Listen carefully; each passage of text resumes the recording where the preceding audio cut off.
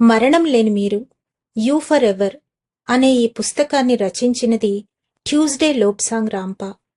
తెలుగులోకి అనువాదం చేసినవారు పి.జి. రామ్మోహన్ గారు. ఈ భాగంలో 17వ అధ్యాయమైన కలలను కంటిన్యూ చేద్దాం. సహజంగానే మన శరీరం నగ్నంగా ఉంటుందనే సత్యాన్ని మేము మీకు గుర్తు చేస్తున్నాం. దుస్తులు ధరించడం అన్నది లౌకికంగా మనం ఏర్పాటు చేసుకున్న ఒక కట్టుబాటు మాత్రమే తప్ప సత్యాన్వేషణ చేస్తే నిలబడగల విషయం ఇందులో ఏమీ లేదు. ఇక్కడ ఒక అప్రస్తుత ప్రసంగాన్ని మేము చెయ్యాలనుకుంటున్నాం. బహుశా మేము ఏదో కుట్ర పన్నుతున్నట్లు మీకు అనిపించవచ్చు కూడా. సృష్టి మొదట్లో స్త్రీ పురుషులు తమ ముందున్న వ్యక్తి ఆరాలను స్పష్టంగా దర్శించగలిగి ఉండే శక్తిని కలిగి ఉండేవాళ్లు. వాళ్లకు అందరి ఆలోచనలు స్పష్టంగా గోచరిస్తూ ఉండేవి.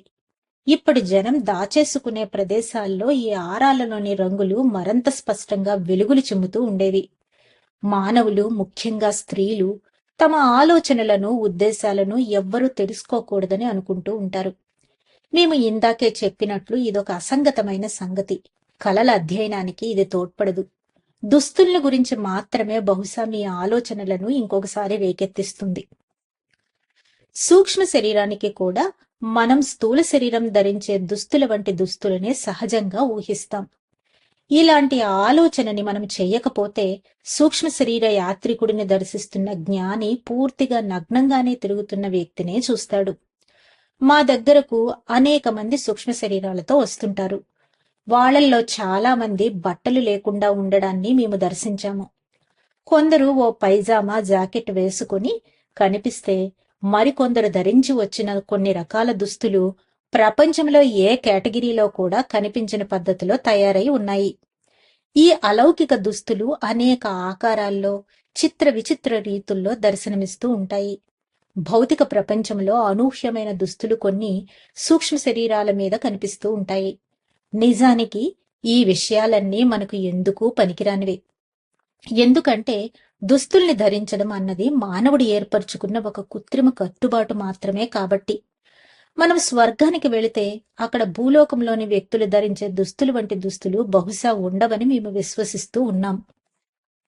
సూక్ష్మలోకాల్లో నిజంగా జరిగిన సంఘటనల ఆధారంతో స్థూల, సూక్ష్మ శరీరాల మధ్య జరిగిన ఘర్షణల ఫలితంగా రూపుదిద్దుకోబడిన అభూత కల్పనలతో హేతుబద్ధంగా ఏర్పడిన చిత్రమాలికలే ఈ కలలు. సూక్ష్మ శరీరంతో ఉన్న మనకు అన్ని వస్తువులు మరంత వన్నెలు విరజిమ్ముతూ, చిత్రవర్ణాలను రమణీయంగా గోచరింపచేస్తూ అత్యంత స్పష్టతతో కనిపిస్తాయి. లౌకికంగా ఇంత స్పష్టత మనకు లభ్యం కావడం అసంభవం. ఇక్కడ మనం ఒక ఉదాహరణను గమనిద్దాం. మనం మన సూక్ష్మదేహాలతో నేల మీద, సముద్రం మీద ప్రయాణం చేస్తున్నాం. సుదూర దేశ ప్రాంతాలలోని ఒక చోటులోని సూర్యుడు దివ్యంగా వెలుగుతూ ఉన్నాడు. నీలిరంగు ఆకాశం స్పష్టంగా కనిపిస్తోంది. కింద తెల్లటి నురుగును పైకి తెస్తున్న అలలతో నిండి ఉన్న సముద్రం మనకు తగలకుండా కనిపిస్తోంది. సముద్రపు తీరాన్ని చేరి మనం కిందకు దిగాం. వజ్రాలలాగా మెరుస్తూ ఉన్న నేలవంక పరికిస్తున్నాం. సూర్యకాంతితో ఇసుక రేణువులు చిన్ని చిన్ని రత్నాలలాగా మెరుస్తూ ఉన్నాయి. కొంచెం ముందుకు నడిచి అల మీద తేలుతూ ఊగుతూ ఉన్నటువంటి నాచు మీద మనం మన దృష్టిని నిలిపాం. మట్టి రంగు, ఆకుపచ్చ రంగు కలబోసుకుని రూపుదిద్దుకున్న ఆ నాచు ఎంతో మనోహరంగా కనిపించడం లేదు? ఆ నాచులోని బంగారు, గులాబీ రంగుల గాలిబుడగల వంటి వాయుకోశాలు కనబడుతున్నాయా? పక్కన పాచిపట్టి ఉన్న రాయి మిలమిలా మెరుస్తున్న పచ్చల పలకంలాగా కనిపించింది కదూ. ఆ రాతి పొరలు మనకు అత్యంత స్పష్టంగా కనిపించడం లేదు?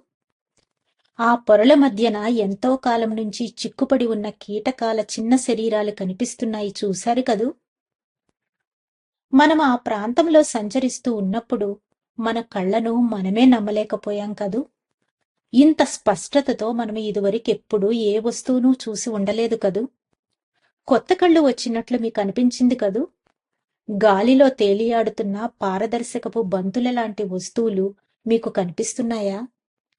గాలిలో వ్యాపించి ఉన్న ప్రాణశక్తులే అవి. ఆ రంగులు ఎంత దివ్యంగా ఉన్నాయో గమనించండి. ఎంత స్పష్టంగా ఉన్నాయో గమనించండి. ఎంత తీవ్రంగా ఉన్నాయో గమనించండి.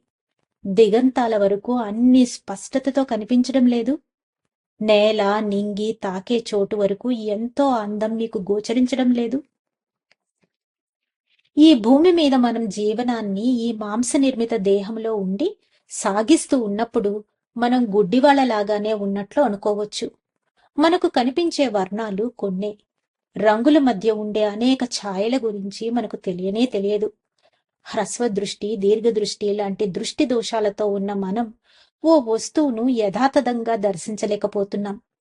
మన జ్ఞానేంద్రియాల లోపాల వల్ల మన అనుభవాలు కూడా అసత్యాలుగానే కనబడుతూ ఉన్నాయి. బంకమట్టితో తయారైన ఓ శరీరంలో ఇరుక్కొని కామక్రోధాదులతో పీడించబడుతూ ఉన్న మనం సరైన ఆహారాన్ని కూడా తీసుకోలేకపోతున్నాం. కాని మనం మన సూక్ష్మ శరీర ధారణతో అత్యంత శక్తివంతమైన, తేజోవంతమైన కళ్లతో సృష్టిని దర్శించగలుగుతున్నాం. ఎన్నడూ చూడని వింత వింత వర్ణాలను దర్శించగలుగుతున్నాం. మీకు ఎప్పుడైనా అత్యంత స్పష్టతతో, అత్యంత రమణీయంగా కనిపిస్తున్న రంగుల చిత్రణతో ఏదైనా స్వప్నం వచ్చి ఉంటే, మీరు సూక్ష్మ శరీర యానం చేస్తున్నప్పుడు గమనించిన అంశాలని ఒక కలలాగా మీరు ఊహించుకుంటున్నారని మీరు ఖచ్చితంగా అర్థం చేసుకోవచ్చు. ఇందులో ఏ మాత్రమూ సందేహం మీకు అక్కర్లేదు. సూక్ష్మలోకాలలో అనుభవించే ఆనందాన్ని మనకు గుర్తుకు రానియని అంశం మరొకటి ఉంది. ఆ అంశం ఇది: సూక్ష్మ శరీరంలో మన ప్రకంపనాలు అత్యంత తీవ్రతతో ఉంటాయి.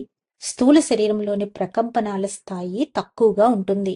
స్థూల శరీరంలో నుంచి బయటకు వెళ్లి మళ్లీ లోపలికి తిరిగి రావడానికి ఇబ్బంది పెట్టే అంశాలను మనం స్థిమితంగా అర్థం చేసుకుంటే, ఆ జ్ఞానంతో స్థూల, సూక్ష్మ శరీరాల మధ్య ఒక సంయమనాన్ని సాధించే ప్రక్రియను స్వయంగా కల్పించుకోవచ్చు. మనం సూక్ష్మ శరీరంతో ఉన్నట్లు, మన క్రింద కొంత దగ్గరలోనే మన స్థూలదేహం పడుకొని ఉన్నట్లు ఊహించండి.